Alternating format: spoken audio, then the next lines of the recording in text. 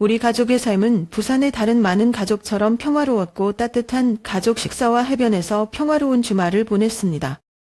하지만 단 한 번의 뜻밖의 사고가 모든 것을 뒤집어 놓았다. 외동딸 미나는 교통사고로 깊은 혼수 상태에 빠졌다. 처음에 우리는 그것이 단지 우연한 사고였다고 생각했다. 그러나 그 후에 일어난 사건들은 저를 어머니라고 불렀던 사람들의 끝없는 탐욕과 가족 재산에 관한 무서운 음모를 드러냈습니다. 저는 부산의 한적한 주택가에 사는 평범한 여성 윤지선입니다. 제 삶은 남편과 딸 미나와 함께 작은 가족에 둘러싸여 있었습니다. 그러나 미나가 교통사고를 당했다는 전화를 받은 어느 추운 겨울 아침에 사고가 발생했다. 그 순간부터 나는 내 삶이 결코 예전처럼 돌아가지 않을 것이라는 것을 알았다. 제가 예상하지 못했던 것은 그 사고 이면에는 제가 직면해야만 했던 일련의 음모와 계획들이 있었다는 것입니다.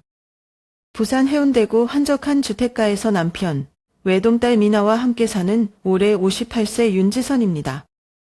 우리의 집은 작은 비탈길에 위치해 있으며 맑은 날에는 해변을 볼 수 있다. 토요일 아침마다 남편과 저는 김병수 씨가 조금 더 일찍 일어나서 커피를 끓이고 베란다에 앉아서 바다 위에서 일출을 보면서 이야기를 나누곤 했습니다. 그것은 내가 은퇴한 이후로 우리가 유지해온 습관이다. 미나와 그의 남편 태수는 현재 우리와 함께 살고 있다. 그들은 태수가 잡년의 시내 근처에 작은 서점을 열기로 결정했을 때 여기로 이사했다. 나는 항상 3세대를 함께 사는 것이 많은 모순이 있을 것이라고 생각했지만 생각보다 모든 것이 잘 어울릴 줄은 몰랐다. 태수는 항상 우리를 친부모처럼 대하는 자상한 사람이에요. 매주 일요일 아침, 그는 점심 재료를 사러 자달치 수산시장에 나와 미나를 데리고 간다. 그는 항상 지선 엄마가 김치찌개를 제일 잘 끓이는데 내가 공부를 계속해도 못한다 고 말했다. 한 번은 온 가족이 식탁에 모여 있을 때 미나가 우리가 동의하지 않을까봐 대학 졸업반 때 가족들에게 태수와의 사연을 숨긴 적이 있다고 말했다. 그날 저는 부모님이 안정적인 직업을 추구하기보다는 서점을 열고 싶은 사람을 좋아하지 않으실 거라고 생각했어요. 하지만 부모님이 그렇게 유피하실 줄은 몰랐어요. 라고 미나는 웃으면서 태수의 그릇에 손을 넣어 밥을 담으며 말했다. 저는 그냥 웃으며 말했습니다. 엄마는 25년 동안 간호사로 일하셨고 어떤 종류의 사람들을 만났는지 너만 행복하면 응원할게.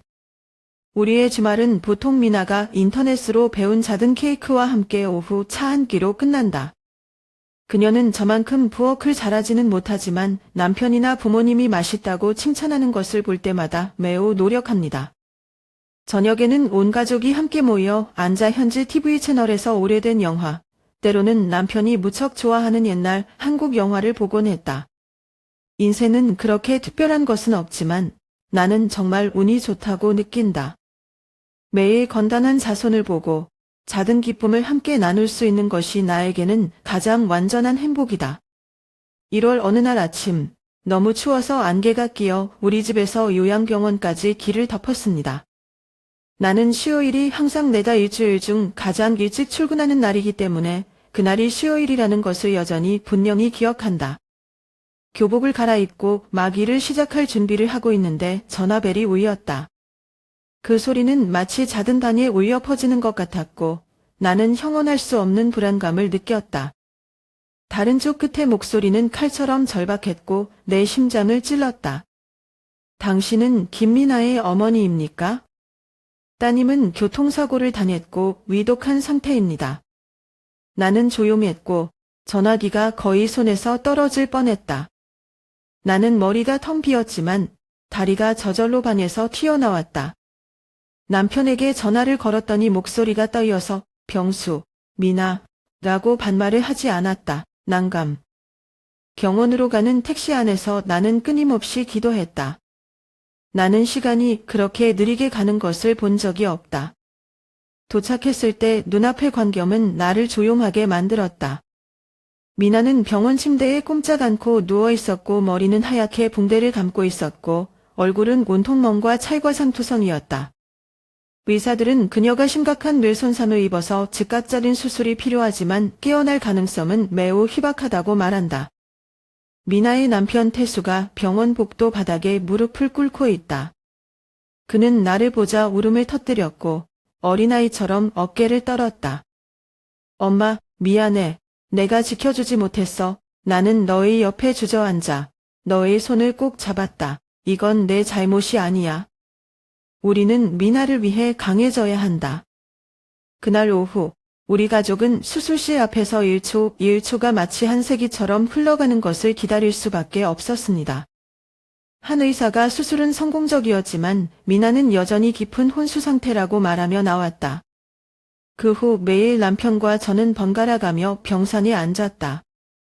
저는 딸의 손을 잡고 어린 시절 이야기를 속삭였습니다. 마치 그녀를 이 세상에 붙잡고 싶어 하는 것처럼요. 3주 뒤 미나가 갑자기 눈을 뜬 순간을 잊지 않는다. 그녀의 눈은 흐리멍덩하게 주위를 두리번거리다가 약한 목소리로 엄마 라고 불렀다. 나는 울음을 터뜨렸고 어깨에 모든 짐이 풀린 느낌이었다. 비록 미나의 회복 여정은 멀지만 그녀가 여기 있고 제 딸이라는 것만으로도 저는 제가 세상에서 가장 운이 좋은 엄마라고 느꼈습니다. 그 시간을 돌이켜보면 인생이 항상 우리가 원하는 만큼 평화롭지 않다는 것을 깨달았습니다. 하지만 우리가 가진 것을 더 소중히 여길 수 있게 해주는 것은 바로 그 도전과 고통입니다. 그리고 제게는 가족이 전부입니다. 미나의 수술 후 차차 나아질 줄 알았는데 시작인 것 같았다.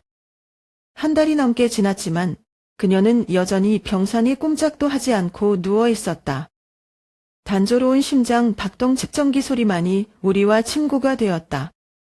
강해지려고 노력하지만 미나 옆에 앉아있는 김심연은 남편이 보지 못하도록 몰래 눈물을 닦아야 하는 경우가 많습니다. 당초 태수는 자주 등장했고 미나를 돌보면서 의사에게 상황을 계속 물어보았다. 그러나 점차 그의 존재는 줄어들었다.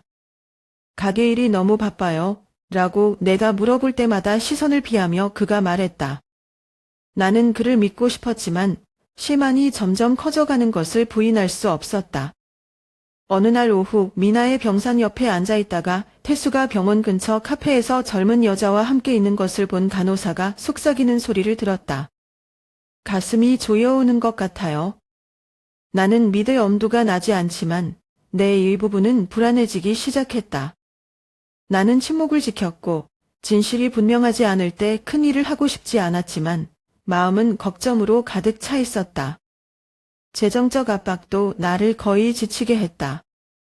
초기에 수술비와 병원비는 보험으로 어느 정도 지불되었지만 오랜 시간 동안 우리는 어려움을 겪기 시작했습니다. 저는 어머니가 남겨주신 귀중한 보석 일부를 팔아야 했고 심지어 빌릴 생각까지 했습니다. 남편인 경수 씨도 나를 걱정하면서 억지로 아르바이트를 하면서 힘이 빠졌다.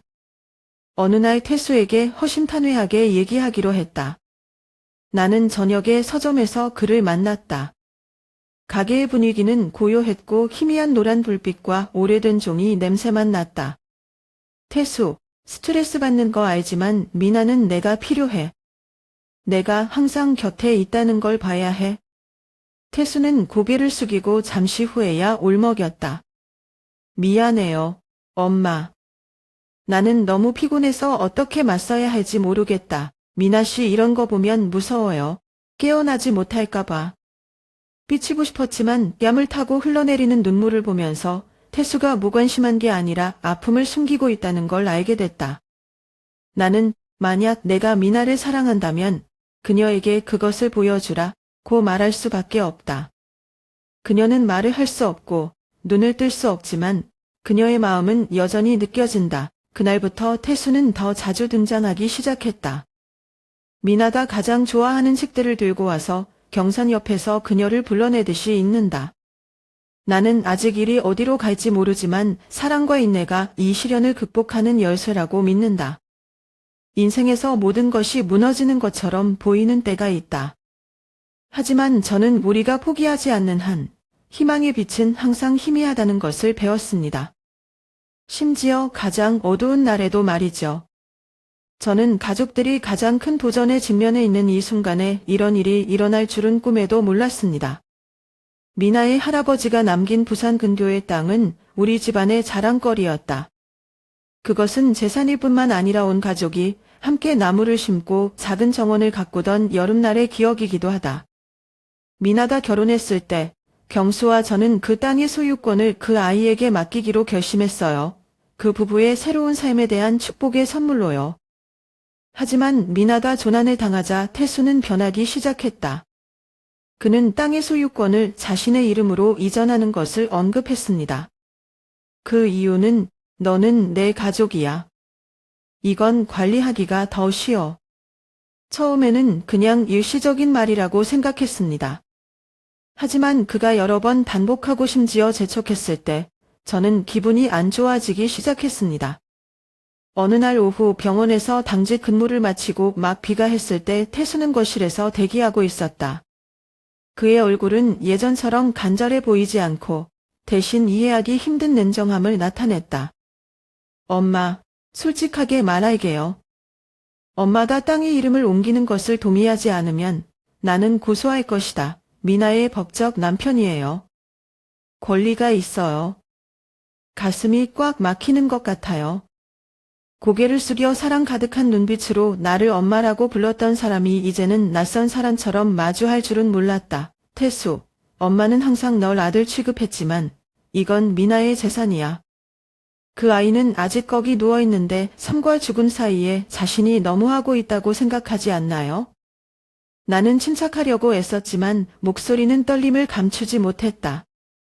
태수는 대답하지 않고 그냥 일어나서 가버리고 나를 가슴 찢어지는 아픔으로 남겨둔다. 그날부터 태수와의 갈등은 더욱 커졌다. 그는 변호사를 선임하기 시작했고 집까지 법률 통지를 보냈다. 칼처럼 날카로운 글씨로 싸늘한 하얀 종이들이 사위로부터 왔다는 것을 믿을 수 없게 만들었다. 가장 든든한 버팀목이 되어주는 남편 병수를 찾아간다. 우리는 집에서 가장 따뜻한 곳이었던 작은 부엌에 앉았다. 경수는 한숨을 내쉬며 눈빛에 근심이 가득했다. 지선아, 나는 태수가 더 이상 우리가 알던 아들이 아니라고 생각해. 근데 미나는 계속 누워있어요. 더 이상 나빠지고 싶지 않아요. 경수의 말은 나에게 많은 생각을 하게 한다. 모든 것을 밀어내고 싶지는 않지만 태수가 제 딸에게 있는 것을 노골적으로 빼앗게 할 수도 없습니다. 며칠 뒤 병원 근처 카페에서 태수를 만나기로 했다. 우리 사이의 공기는 칼로 자를 수 있을 정도로 긴장되어 있었다.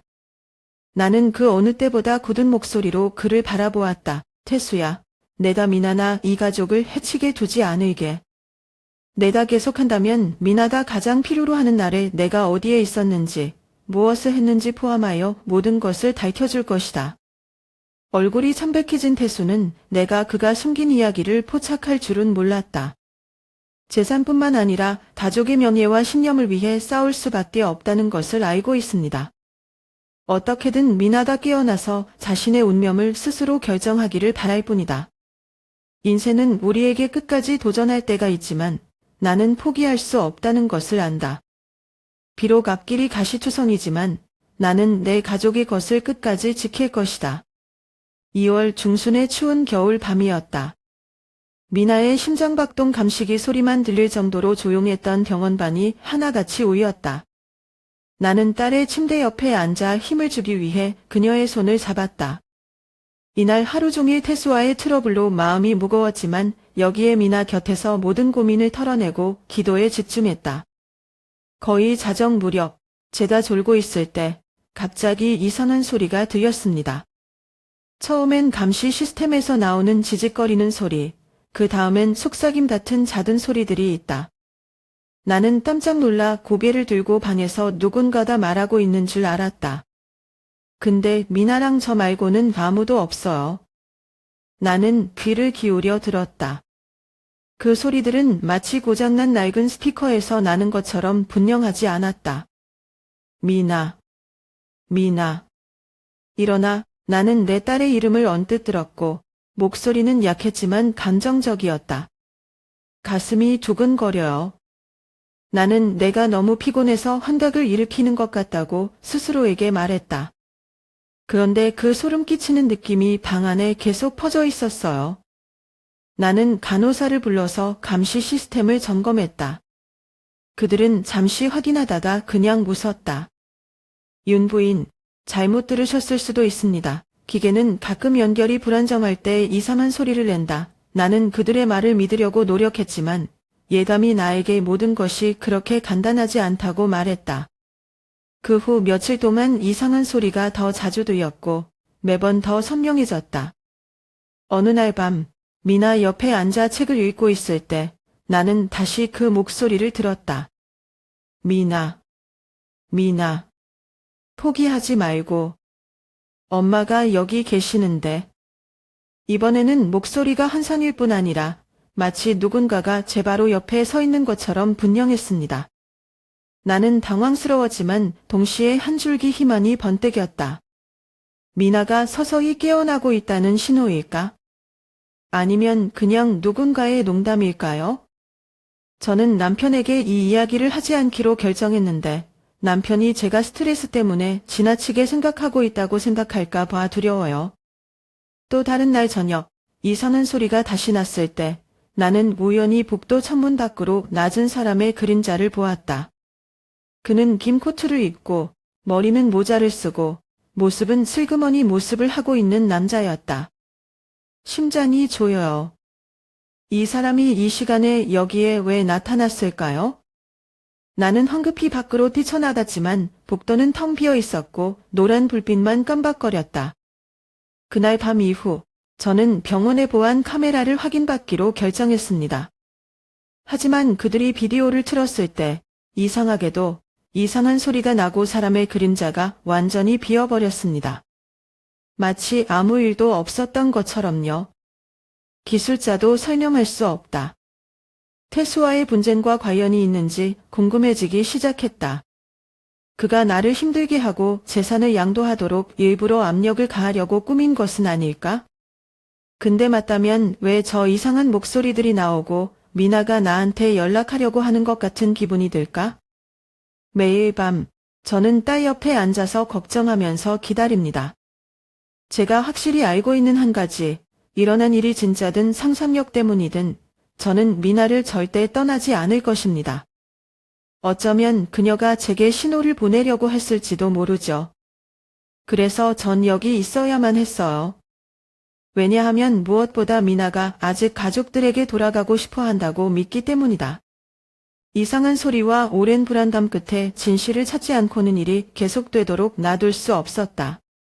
3월 초 어느 날 아침, 햇빛이 경실 창문을 살짝 지날 때 나는 쉬어야 한다는 핑계를 대고 병원을 떠났다. 사실 저는 몰래 카메라를 사러 근처 전자 3점에 갔습니다.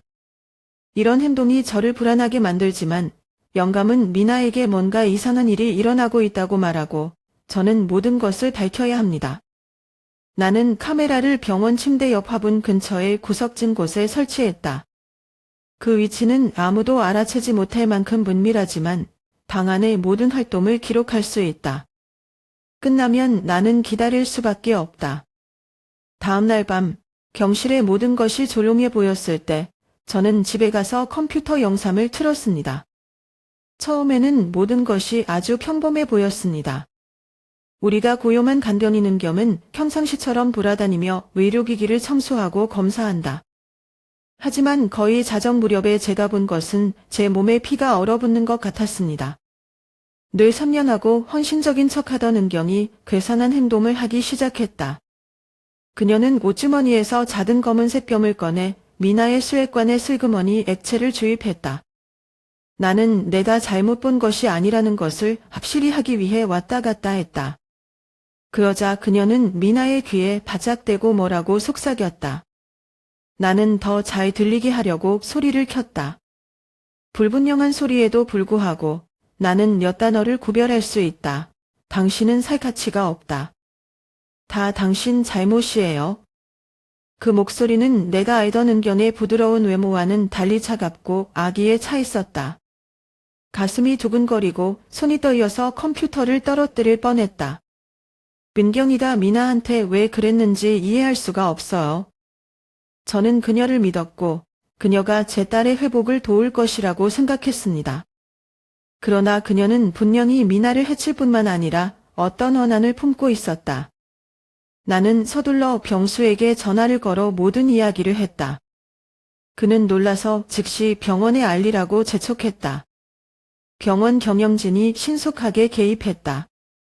영상을 확인한 이들은 은경에게 즉시 와서 해명해달라고 요청했다. 그녀는 처음에는 부인했지만 증거에 직면하자 은겸은 울음을 터뜨리며 모든 것을 인정했다. 은겸은 직장 내 스캔들이 폭로된 뒤 해고와 파산한 언니가 있었다고 폭로했다.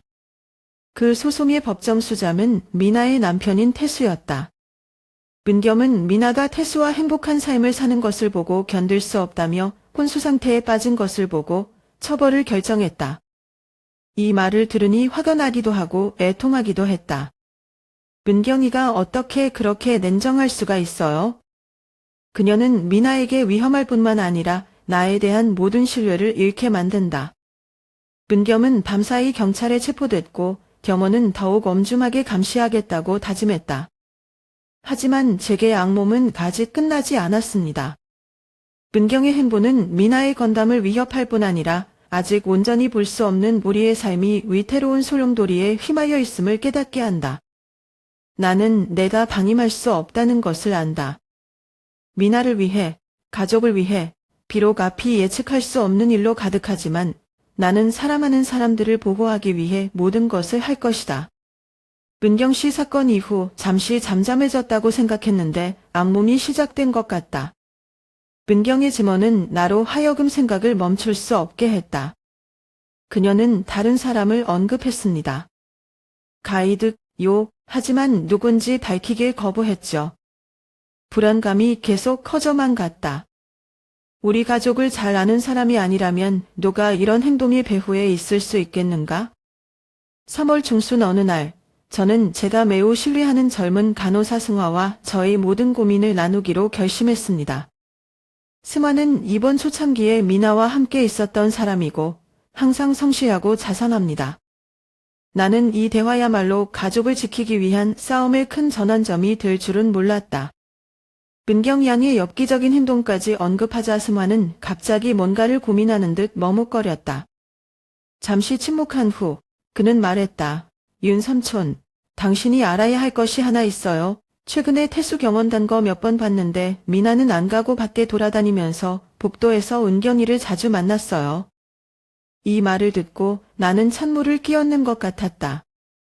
나는 승화에게 병원 출입 일정과 오래된 보안 카메라를 확인하는 것을 도와달라고 요청했다. 그는 동의했지만 상황을 더 복잡하게 만들지 않기 위해 비밀로 유지하라고 상기시켰다. 우리가 영상을 다시 보았을 때 진실은 서서히 드러났다. 태수는 사람이 많이 다니지 않는 호젓한 복도에서 은겸을 여러 번 만났다. 비디오에서 저는 그들이 무언가를 교환하는 것을 보았습니다. 봉투처럼요. 은경의 얼굴은 긴장한 듯했고 태수는 냉정하게 침착했다. 승화는 거기서 그치지 않고 병원 재정 기록을 통해 은경이 미나를 돌보기 시작한 시점에 맞춰 거액의 송금액을 받은 사실을 알아냈다. 입금 계좌는 태수가 속한 회사에 속합니다. 저는 제 눈을 믿을 수가 없어요. 내가 사랑하고 믿었던 사위는 모든 일의 배후에 있을 수 있다. 태수는 미나를 인생에서 밀어내고 싶을 뿐만 아니라 우리 가족의 전 재산을 빼앗고 싶어 한다. 모든 조각들이 이제 명백해졌다. 땅의 소유권을 이전하라고 압력을 가하는 것, 그의 비정상적인 거리, 그리고 은경과의 짜임새 있는 행동. 나는 끝까지 배신당한 기분이었다. 하지만 저는 제가 쓰러지는 것을 허락하지 않았습니다. 태수에게 목적을 달성하게 하면 미나뿐만 아니라 우리 가족 전체가 위험에 빠질 거라는 걸 알고 있어요. 비디오에서 금융 서류에 이르기까지 모든 증거를 수집하고 오랜 친구인 정우 변호사에게 도움을 요청하기로 결정했습니다.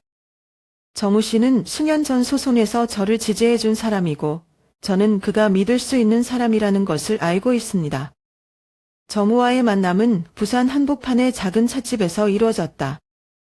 그는 내다 이야기 전체를 이야기하는 것을 들었고 눈은 엄숙했다. 윤 삼촌, 모든 것이 매우 복잡할 수 있지만 이러한 증거를 통해 우리는 사건을 조명할 수 있습니다. 태수 뒷걸음질. 나는 고개를 끄덕였고 마음은 결의에 차 있었다. 이것은 미나를 지키기 위한 싸움일 뿐만 아니라 우리 가족의 명예와 미래를 지키는 것이다. 캐수가 쉽게 패배를 받아들이지 않을 거란 걸 알지만 기꺼이 맞서겠습니다. 그날 밤 저는 미나 옆에 앉아서 미나의 손을 꼭 잡았습니다. 비록 그녀가 아직 깨어나지 않았지만 나는 속삭였다. 미나, 약속할게. 나는 누구와 마주하든지 너와 우리 가족을 보호할 거야. 넌 그저 버틸 수만 있다면 엄마에게 돌아가. 밖의 풍파가 아무리 커도 앞으로 나아갈 수밖에 없다는 것을 안다. 미나는 나의 전부이고 그녀를 위해 나는 결코 포기하지 않을 것이다. 미나의 사고 기록에서 단서를 찾았을 때 손이 걷잡을 수 없이 떨렸다. 사고를 낸 트럭은 대구의 한 소형 운송회사가 소유하고 있는데 그 회사 수장의 이름은 누군가가 나를 구렁텅이로 밀어넣은 것 같은 기분을 느끼게 한다. 태수의 옛 친구 가무진. 태수 씨가 가족 토크에서 우진 씨 얘기를 했던 기억이 나요. 그들은 태수가 서점을 열었을 때 중학교 때부터 알고 지냈고 함께 사업을 했다. 하지만 태수는 항상 그 관계를 오래전에 끝난 것처럼 묘사했다. 그렇다면 사고를 낸 차는 왜 우진 군과 관련된 것일까요? 나는 행동하지 않고는 시간을 보낼 수 없다고 결정했다. 3월 말 어느 날 아침, 나는 부산에서 대구로 가는 가장 빠른 차를 탔다. 이른 봄 공기는 시원했지만 내 마음은 불타는 듯이 뜨거웠다. 여러 차례 신문하고 수색한 끝에 나는 그 운송회사의 작은 사무실 앞에 섰다. 우진이를 만나면 속으로 소리만 지르고 싶어도 침착하려고 노력해요. 강 씨, 저는 당신 회사의 트럭에 의해 사고를 당한 소녀 미나의 엄마입니다. 진실을 알고 싶어요. 처음에는 우진이 협조하기를 거부했지만 태수와의 관계를 언급하자 눈빛이 살짝 어리둥절해졌다. 우진은 잠시 침묵한 뒤 한숨을 쉬며 사고와 관련이 없지만 사건 며칠 전 태수에게 차를 빌려준 것은 맞다. 고 말했다. 그는 자가용을 이용해 일을 처리할 필요가 있다고 말했다. 이렇게 될 줄은 몰랐어요. 우진의 말이 나를 더욱 의심하게 했다. 하지만 가장 중요한 것은 아직 밝혀지지 않았다. 그날 트럭을 운전한 사람은 누구였을까? 직접 운전기사를 만나자고 제안했고 우진은 여러 차례 설득 끝에 주소 제공에 마지못해 동의했다. 그 운전자는 40대 후반의 남자로 가혹해 보였다. 내가 찾아갔을 때 그는 처음에는 매우 수줍어하며 대답을 거부했다. 하지만 몇 시간 동안 설득한 후 죄다 울음을 터뜨린 것을 포함하여 제 딸을 구하기 위해 진실을 말해달라고 애원했고 그는 마침내 자백했습니다. 사실 한 남자로부터 전화를 받았습니다. 그는 나에게 길에서 한 소녀의 차를 망가뜨리는 신용을 해보라고 했다. 저는 그녀가 누구인지도 모르고 사고가 그렇게 심각할 거라고 생각하지도 않아요. 그는 단지 그녀를 겁주고 싶었고 그녀가 어떤 일에 개입하지 않고 겁을 주도록 내버려 두었다고 말했다. 나는 전화를 건 남자의 이름을 물어보려고 했고 그의 대답은 나를 돌처럼 만들었다. 이름은 태수입니다. 내 마음은 누군가에게 쥐어짜인 것처럼 아프다. 태수는 그와 함께 얼마나 많은 어려움을 극복한 아내에게 어떻게 그렇게 잔인한 짓을 할 수 있었을까? 그는 왜 미나를 협박하려 하는가? 미나가 재산 탈취 음모를 눈치채고 폭로를 막으려 했다는 것을 그가 알고 있었기 때문일까? 나는 슬프거나 실망할 시간이 없다. 미나의 공정성을 되찾기 위해서뿐만 아니라 태수가 계속해서 우리 가족을 해치는 것을 막기 위해서 이 모든 사실을 밝혀야 한다는 것을 이해한다. 나는 재빨리 운전자의 자백을 녹음하고 관련 증거를 수집했다. 내 마음속에 강력한 결심이 떠올랐다. 태수는 그가 저지른 일에 대한 대가를 치러야 할 것이다. 하지만 태수는 똑똑할 뿐만 아니라 교활하기 때문에 앞길이 쉽지 않을 것이라는 것도 알고 있다. 그날 밤 경원에 돌아와서 저는 미나 옆에 앉아 그녀의 손을 꼭 잡았습니다. 미나, 엄마가 진실을 알아냈어. 약속해요. 정의를 되찾기 위해 모든 것을 할 거예요. 너는 강해져야만 해. 엄마에게 돌아가렴. 내 딸아. 저는 미나가 아직 깨어나지 않았지만 엄마의 사랑과 노력을 느낄 수 있다는 것을 알아요.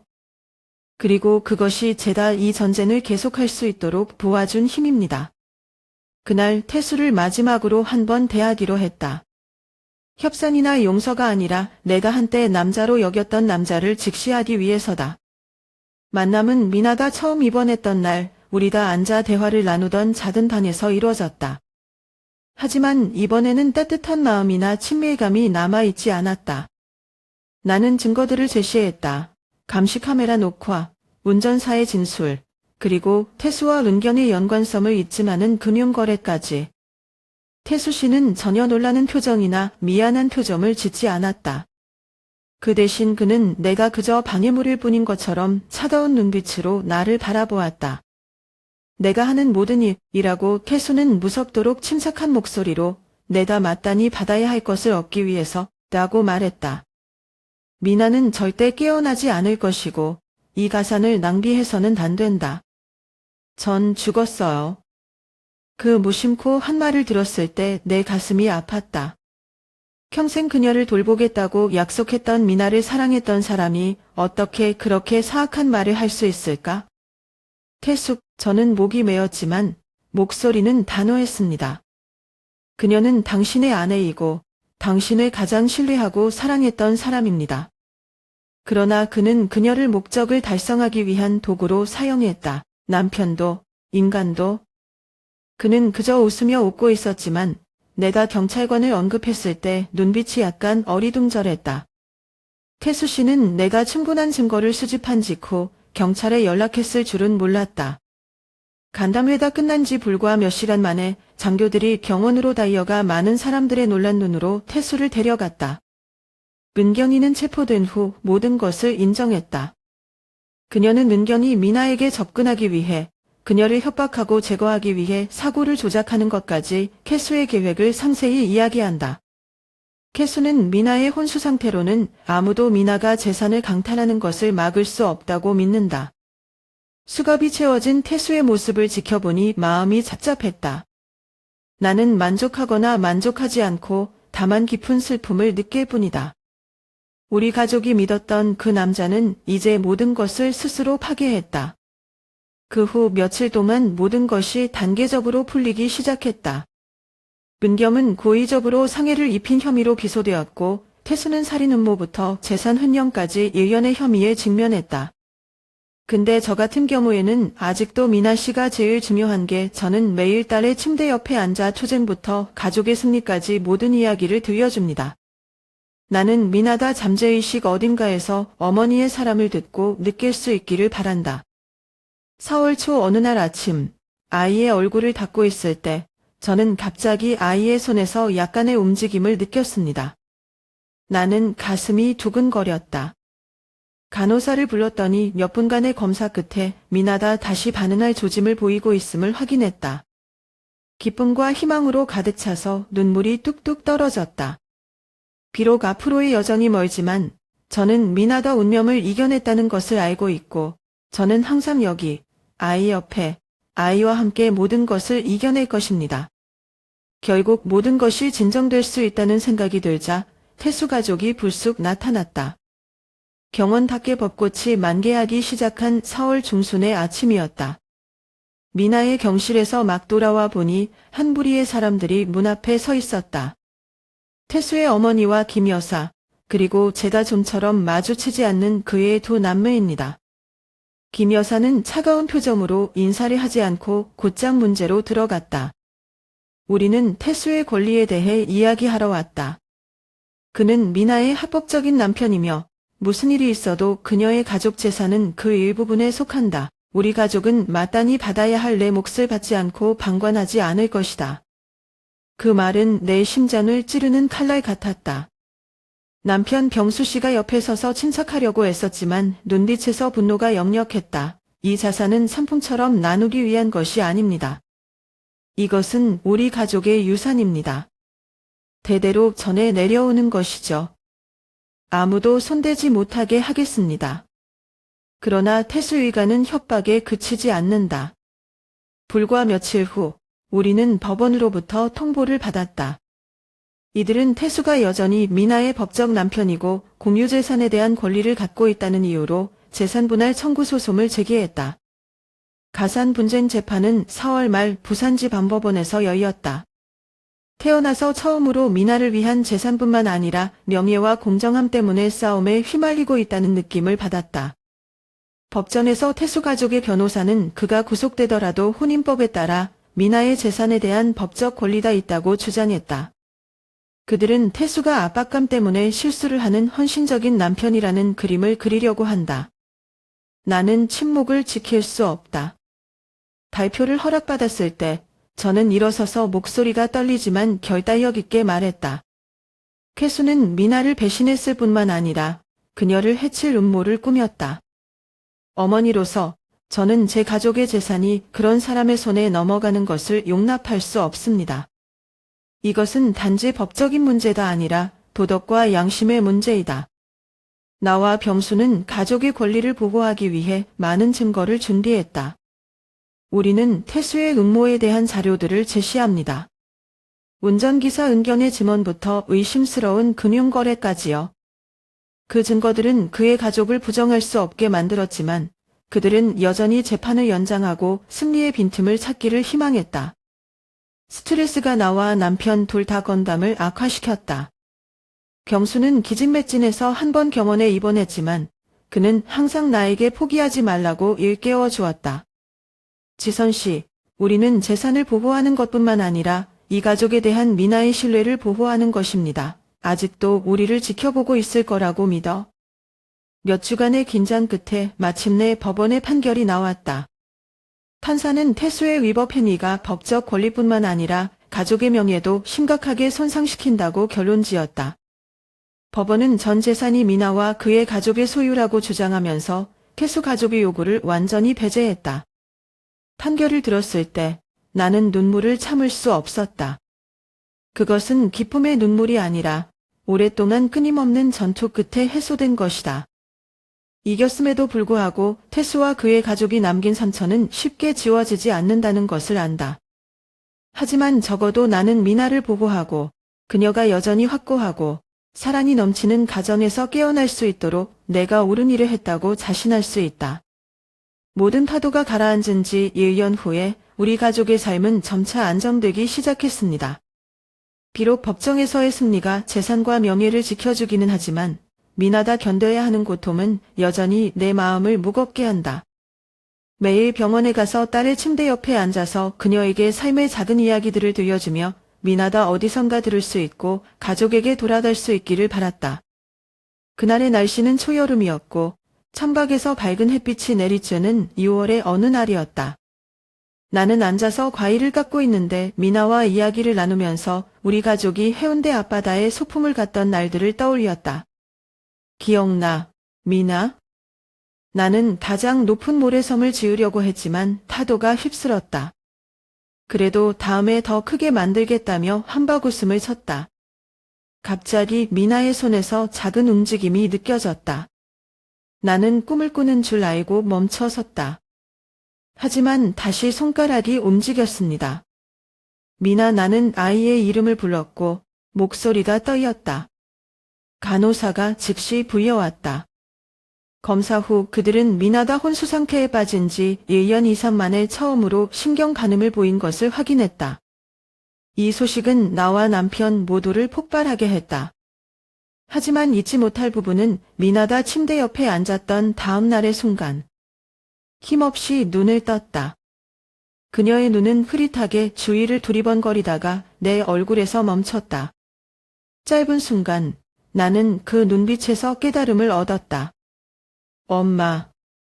라고 힘없는 외침이 흘렀습니다. 하지만 저에게는 제가 살면서 들어본 것 중 가장 놀라운 소리였습니다. 나는 울음을 터뜨리고 감정을 억제할 수 없었다. 엄마가 여기 있어, 미나. 엄마는 항상 너하고 함께 있어. 마치 제 손을 잡으려는 듯 그녀의 손이 살짝 움직였습니다. 작은 몸짓 하나만으로도 내가 겪었던 절망의 나날을 지워버리기에 충분했다. 그 후 며칠 동안 미나는 더 뚜렷한 회복 기미를 보이기 시작했다. 소녀는 많은 대화를 나누지는 못했지만 눈은 이미 소통하기 시작했고 의사들은 완전히 회복될 가능성이 크다고 말했다. 아이의 진보를 볼 때마다 가족의 사랑과 끈기가 미나를 죽음의 문턱에서 다시 끌어올렸다는 확신이 든다. 회복이 여전히 멀지만 나는 전혀 피곤함을 느끼지 않는다.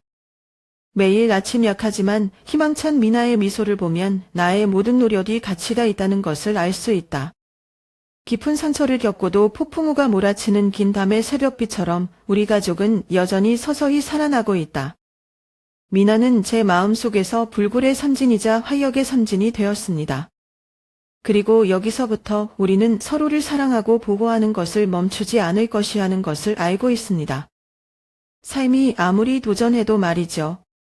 우리 가족의 삶이 점점 안정되고 미나가 회복하는 과정에서 긍정적인 발걸음을 내딛기 시작하면서 풍파는 다 지나갔다고 생각한다.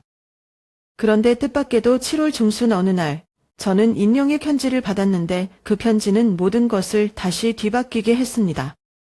그날 아침에 미나와 함께 병원에 갔다가 막 집에 왔어요. 식탁 위에 남편은 발신인 주소가 없는 흰색 편지를 놓았다. 누군가가 잘못 보낸 것 같다. 고 그는 말했지만 영감은 나에게 뭔가 이상한 것을 일러주었다. 편지를 열었을 때 내 내용을 읽을 때 손이 떨렸다. 미나의 사고는 우연이 아니며 경비원들이 지키고 있는 딸이 모든 것의 원인이 될 수 있습니다. 아직 자유로운 사람은 조심해. 나는 그 짧은 글을 반복해서 읽었고 마음은 공황과 걱정으로 가득 차 있었다. 태수는 유죄 판결을 받았고 문겸은 또한 법에 대한 책임을 졌다. 그렇다면 아직 자유로운 사람은 누구일까요? 그리고 왜 그 딸이 미나의 사고와 관련이 있을까요? 이러한 스트레스가 그녀의 회복 정신에 영향을 미칠까 봐 저는 미나에게 아무 말도 하지 않기로 했습니다. 하지만 가만히 있을 수가 없어요. 바로 다음날 태수 가족과의 소송에서 나를 도와준 변호사 정우를 찾아갔다. 정우는 생각에 잠긴 얼굴로 이야기를 들었다. 윤 삼촌, 아마도 우리는 이전 조사 과정에서 뭔가를 놓쳤을 것입니다. 그 딸이 열쇠가 될 수 있다. 당신은 그의 역사에 대해 아는 것이 있습니까? 분쟁을 하거나 특별한 관심을 보인 적 있는 사람. 정우의 질문은 수년 전의 사건을 떠올리게 한다. 미나가 어렸을 때 우리 가족을 만나러 온 적이 있는 부산에 한 대형 부동산 회사가 땅을 아주 비싼 값에 사겠다고 제안했다. 그들은 그 지역에서 고급 리조트 사업을 개발하고 싶다고 말했다. 하지만 그 땅에 애착을 갖고 있던 아버지는 단호히 거절했다. 그리고 나서 모든 것이 침묵에 빠졌고 우리는 그들이 생각을 버렸다고 생각했다. 우리는 그 회사에 대해 좀 더 알아봐야 해요. 라고 정우는 눈빛이 날카로워지면서 말했다. 여러 날의 조사를 통해 우리는 부동산 회사가 옛날에 다른 조직의 이름으로 개명하고 운영되었다는 것을 발견했다. 더욱 주목할 만한 것은 이 새로운 회사의 대주주 중 한 명이 캐수에게 사고 트럭을 빌려준 적이 있는 우진과의 연관성이다. 더 깊이 파고들수록 우리는 더 복잡한 연관성을 발견하게 됩니다. 태수가 그 일부일 뿐인 더 큰 음모가 있는 것 같다. 금융 서류부터 부동산 거래까지 모든 단서는 같은 목표를 향해 가고 있습니다. 우리 가족이 지키고 있는 땅입니다. 어느 날 저녁 집에서 서류를 검토하던 중 낯선 번호로부터 갑자기 전화가 걸려왔다. 다른 쪽 끝은 낮고 차가운 남자 목소리입니다. 윤 부인, 그만하시기를 권합니다. 더 많은 소중한 것을 잃고 싶지 않다면 만지지 말아야 할 것들이 있다. 나는 가슴이 두근거렸다.